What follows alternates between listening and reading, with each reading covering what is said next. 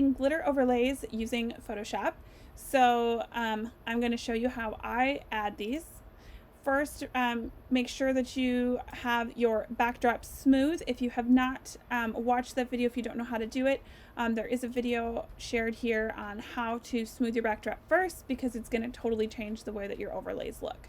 So we're going to start with our finished image, otherwise edited, ready to go. And we're going to open up our glitter image. In this instance, I'm going to use glitter 14 from the 50 overlays collection. We're going to slide it right on over in Photoshop. We're going to rotate it because I want it to be vertical to match my image. Enter will set your layer, and then we are going to go to screen. And there you have it. She's all covered with glitter. Now, because I don't want that glitter on her face, I'm going to add a layer mask. So we've added the layer mask here. Now we need to go back in and mask out the areas we don't want showing. So black is going to take away, white will put it back. So we are just going to cover her face especially. If you wanted, you could do her entire dress. You can see there's glitter overlay on her dress. I like it there, so I'm going to go ahead and leave it right where it is.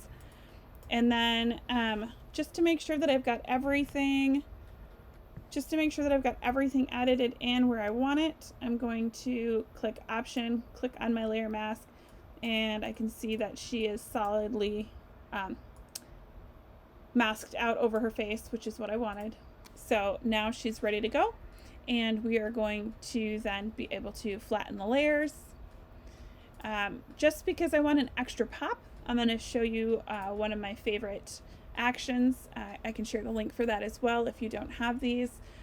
This action is one of my favorites, so I'm just going to hit play on the HDR light.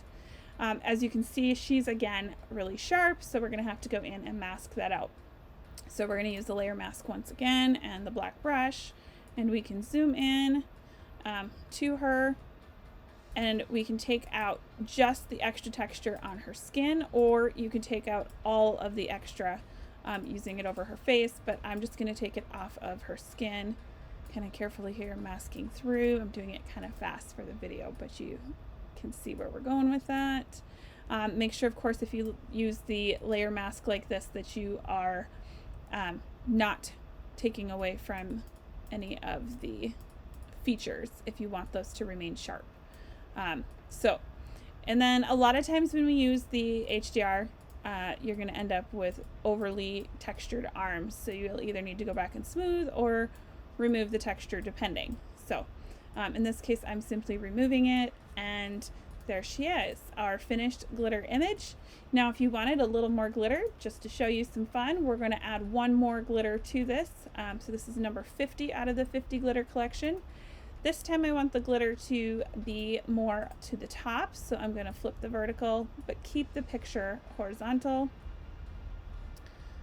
We're going to lay it in here, enter to set it, and then we're going to go back over to screen, and we're going to need to mask back out, of course, over her face. So here we go. We're going to take it off of her face.